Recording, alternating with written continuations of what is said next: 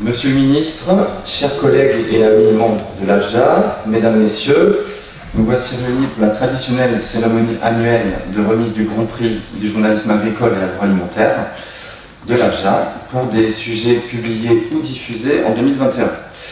Alors, avant de débuter, je souhaiterais particulièrement remercier Monsieur le ministre de nous accueillir, les équipes du ministère de l'Agriculture et de la Souveraineté Alimentaire, ainsi que le cabinet du ministre, de nous accueillir dans ce bel édifice pour cette cérémonie. Alors, le Grand Prix de l'AFJA a été créé en 1967, donc ça remonte quand même à plusieurs décennies. Chaque année, il récompense des sujets de qualité qui se distinguent par les sujets qu'il traite sur l'agriculture, la ruralité et l'agroalimentaire. Le Grand Prix se compose aujourd'hui de 3 récompenses, une catégorie presse écrite, une catégorie audiovisuelle et une récompense qui s'appelle Graines d'innovation, qui récompense des sujets ayant trait à l'innovation singulière dans le paysage agricole, rural et agroalimentaire. Alors cette année, le jury était présidé par Patrice Moyon, chroniqueur et éditorialiste à Ouest France, que je vais demander de me rejoindre. Voilà. Merci Patrice. Et je vais te laisser dire quelques mots, si tu le souhaites, avant de passer la parole au ministre. Voilà. 2 petits mots juste d'abord pour souligner la qualité des textes qui étaient présentés. Moi qui ai suivi l'agriculture à Ouest France pendant une dizaine d'années, ce qui m'a vraiment séduit, c'est d'abord de voir des textes aussi arriver, des reportages arriver de médias généralistes, de voir que des journalistes s'intéressent à l'agriculture dans sa complexité, et de voir aussi que les questions techniques étaient parfaitement vulgarisées, et de voir que l'agriculture, elle touchait vraiment l'ensemble des questions de la société aujourd'hui, hein, que ça soit à Gaza avec des petits agriculteurs, que ça soit dans les questions d'énergie, que ça soit dans les questions d'innovation, comme on le voit aussi avec l'un des prix qui a été décerné. Donc je dis aussi, alors merci à Adrien Cahuzac de m'avoir permis de présider ce jury, et je rappelle aussi que c'est effectivement beaucoup de travail, et le fait d'avoir beaucoup de textes qui arrivent, ça aussi c'est une bonne nouvelle. Merci Patrice. On avait 57 candidatures donc en presse écrite et audiovisuelle cette année. Donc c'était quand même pas mal. Monsieur le ministre, si vous souhaitez dire quelques mots avant qu'on remette les prix. Monsieur le Président du jury, je suis très heureux de vous accueillir ici au ministère pour cette remise de prix du journalisme agricole et agroalimentaire de l'Association française des journalistes de l'agriculture et de l'alimentation. On va découvrir les lauréats, on commentera peut-être les lauréats, mais je voudrais juste, au-delà du fait et du plaisir de vous accueillir au ministère, de dire qu'on est un peu dans un moment particulier de l'agriculture, qui est que c'est un sujet, non pas qui avait complètement disparu du champ médiatique, mais qui était plus marginalisé réellement qu'il ne l'est désormais. Pourquoi? Parce qu'on est face à des sujets qui d'abord intéressent, qui sont des sujets qui commencent à toucher à l'essentiel. Et finalement, la crise Covid, la guerre en Ukraine, le défi du dérèglement climatique. Merci. Ah oui, ça a l'air d'être pas mal. Vous pouvez reprendre un discours complet si vous voulez. A remis au devant du jour, ou sur le devant du jour, ces questions-là. Et je pense qu'il faut s'en réjouir. Parce que ça permet de parler de ces sujets qui sont pour moi des sujets essentiels. Deuxièmement, le président du jury l'a très bien dit, c'est des sujets qui sont complexes.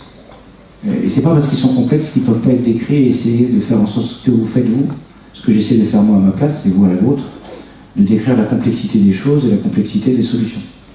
On a souvent besoin, j'ai souvent besoin, je constate tous les jours, c'est plusieurs fois même par jour, la nécessité d'essayer d'expliquer les choses, d'écrire la complexité des impacts du dérèglement climatique et de la lutte contre le dérèglement climatique, la complexité de l'élevage, la complexité de la transition qu'on doit mettre en œuvre, la complexité des attentes des citoyens, des consommateurs, des attentes alimentaires, des attentes sociétales. Et donc je voudrais juste saluer au passage, et c'est tout ce que je voulais vous dire ce soir, c'est pour ça que je suis heureux d'être parmi vous, le travail que vous faites, parce que c'est un travail qui est nécessaire dans cette société qui est un peu dans l'immédiateté des temps et de l'émotion et qui ne réagit malheureusement qu'à ça. Alors c'est bien d'avoir de l'émotion et que passe de l'émotion, qu'on puisse faire passer non pas seulement de la raison, mais un peu des faits, expliquer les controverses, comment on essaie de les résoudre. Je trouve que c'est un élément très important. Donc, je voulais surtout saluer auprès de vous, c'est le travail que vous faites, parce que c'est précieux. Et dans ce moment de complexité agricole, en ce moment on redécouvre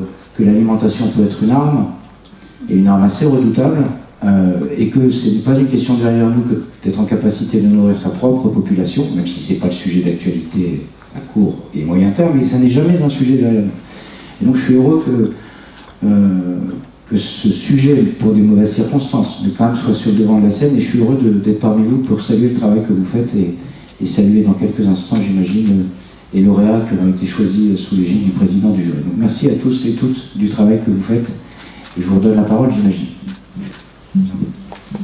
Merci Monsieur le Ministre. Donc nous allons appeler les lauréats. Donc, Patrice, si tu veux bien me rejoindre. Donc le Grand Prix dans la catégorie presse écrite a été attribué à Pauline Moulot, donc pour Libération, si tu veux bien nous rejoindre. Donc pour son enquête intitulée Agrivoltaïsme, attention à ne pas tomber dans le panneau, paru dans Libération le 6 décembre 2021, et donc tu reçois une récompense de 1 000 € pour ce prix. Si tu veux dire quelques mots. Oui. Oui, j'ai préparé un petit mot rapide. Donc bonsoir, je voulais remercier du coup les membres de l'AFCHA et le jury. J'étais très flattée et même honorée de recevoir ce prix, parce que pour la petite histoire, j'ai postulé avec un sujet qui me tenait particulièrement à cœur, parce qu'il marque un peu le début de mes enquêtes en agriculture. Donc je travaille à Libération et j'ai repris la rubrique à Libé en mai 2021. Et j'ai commencé à enquêter sur l'agrivoltaïsme juste quelques mois après, en août. Au départ, je m'étais juste lancée sur un reportage en Haute-Vienne, et puis l'enquête avançant, ça s'est transformé en enquête, en plusieurs articles, et voilà, ça fait partie des joies du métier, de se laisser emporter par un sujet. Et donc j'en profite pour remercier la rédaction de Libération, parce que cet article a été publié en décembre, donc ça fait 3 mois dans un quotidien pour rendre un article. Je pense que beaucoup de personnes en rêveraient. Bon, on a quand même fait des petites choses entre-temps, mais j'ai quand même eu tout ce temps pour approfondir le sujet. Et là, ce qui est gratifiant, c'est de voir que la remise des prix tombe pile dans l'actualité, parce que le sujet de l'agrivoltaïsme restait assez confidentiel il y a 1 an. Et depuis un petit moment, il ne se passe pas une semaine sans que tombe dans nos boîtes mail une invitation sur une conférence sur l'agrivoltaïsme, une alerte, un projet. Donc à première vue, ce sujet est toujours aussi important, c'est toujours aussi difficile de faire le tri entre les projets qui sont honnêtes, qui pourraient être une vraie plus-value pour l'agriculture, et ceux qui ne sont malheureusement qu'un prétexte. Et quand je vois ça, à chaque fois, je me dis, mais ça mériterait une nouvelle enquête. Donc j'imagine un peu le désarroi des agriculteurs qui doivent proposer ces projets et qui s'interrogent sur leur pertinence. Et d'ailleurs, donc, il y a quelques semaines, je discutais avec un éleveur, et la conversation est venue sur l'agrivoltaïsme. Il est en Bretagne, donc c'est pas la région où il y a le plus d'ensoleillement a priori. Et il me disait quand même être sollicité régulièrement par des porteurs de projets qui proposent des contrats vraiment très intéressants financièrement pour une profession qui est déjà confrontée à de nombreuses difficultés, qu'on connaît tous. Et donc, ça montre en fait encore à quel point ce sujet est la croisée de toutes les tensions que connaît l'agriculture en ce moment, c'est-à-dire l'adaptation au changement climatique, le prix, l'accès au foncier, la rémunération. Et enfin, il était vraiment pessimiste, lui, mais il me disait quand même un peu dépité, pourquoi est-ce que nous, on serait les derniers imbéciles à faire de l'élevage? Un peu sous-entendu, si on peut gagner notre vie autrement, en travaillant moins et en profitant des prix de l'énergie. L'agriculture ne veut pas se renouveler et perdurer, et aller vers des pratiques agroécologiques qui sont mises que sur la passion de ceux qui la font. Donc je pense que ça montre l'importance d'encadrer et de légiférer avant que ce soit le Far West total sur ce sujet. Le développement des énergies renouvelables ne doit pas se faire au détriment de l'agriculture. Il y a l'ADEME, l'Agence pour la maîtrise de l'énergie, qui avait fait un très bon travail l'année dernière, qui avait proposé une définition et des critères permettant de voir si le projet est bien bénéfique à l'agriculture. Il y a le Sénat qui a adopté une proposition de loi assez récemment, qui a finalement mentionné que ces projets ne doivent pas avoir d'aspect négatif sur le foncier et les prêts agricoles. C'était vraiment important de rajouter cette mention, et donc on espère que l'on est vraiment dans l'actualité totale aujourd'hui, mais on espère que le projet de loi énergie renouvelable qui est actuellement en discussion va aussi garder cette mesure. Et Merci pour tout. Merci. Monsieur le ministre, si vous voulez bien signer le diplôme d'Ambu Pauline. Bravo encore. Alors on continue cette grande soirée. On va passer à la catégorie audiovisuelle. Alors Patrice, je te laisse rappeler le nom de la lauréate. Alice Froussard de France Inter pour son reportage à Gaza, l'enfer pour les agriculteurs qui constatent encore les dégâts. Un reportage qui avait été diffusé sur France Inter le 7 juillet 2021 dans l'émission Un jour dans le monde. Alors malheureusement, elle ne peut pas être avec nous, mais je crois qu'il y a un message.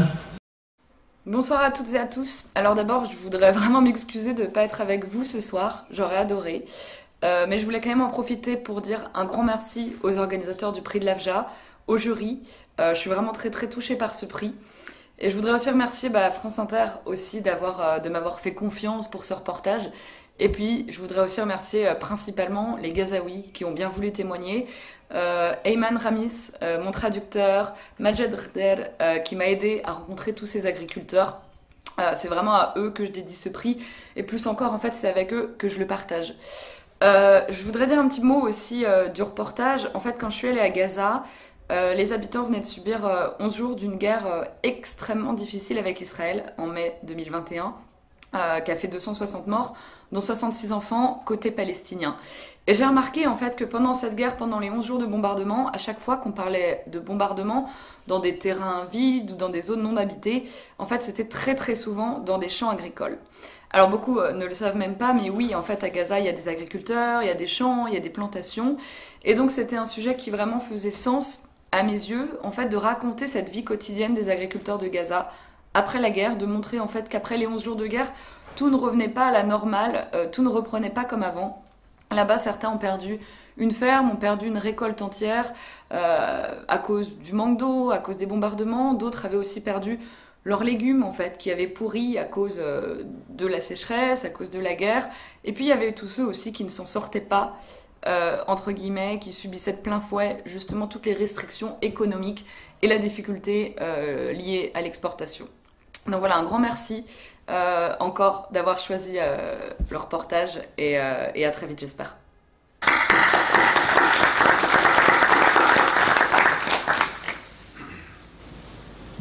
Donc Alice nous voit, elle est en visio depuis Israël, donc on lui fait un petit coucou. Alors je ne sais pas si elle est là ou si elle est là. Elle est là, voilà, donc bonjour à Alice. Toutes nos félicitations les plus sincères. Monsieur le ministre, si vous voulez bien, pareil, signer son diplôme. Et on va quand même faire une photo souvenir. Merci beaucoup. Alors on va passer au dernier prix. Alors, cette année, la catégorie Graines d'innovation a été attribuée à Jean-Christophe Detaille, d'Agrapresse, pour son article ABC, ces agriculteurs en quête d'une bio sans labour, paru dans Agrapresse le 19 avril 2021. L'agriculture bio peut-elle se passer de labour? Des groupes d'agriculteurs pionniers tentent de relever ce défi technique au cœur des préoccupations climatiques, avec toutes les incertitudes qui l'accompagnent. Quand on disait que l'agriculture était au cœur des enjeux contemporains, on y est. Bon, je vais faire simple, je vais faire court. Merci à l'AFJA, c'est une grande émotion de recevoir ce prix. Je le partage avec toute l'équipe d'Agrapresse, notamment Lorraine Magui qui s'est vu décerner le coup de cœur du jury pour son super article en mai 2021 sur les travailleurs immigrés. Mon rédacteur en chef, Mathieu Robert, un sacré flair, bon pas trop aujourd'hui, parce que, attention, il a un rhume. ABC, donc j'en reviens au sujet, l'agriculture biologique de conservation. D'abord un petit flashback, mon article remonte au printemps de l'été dernier.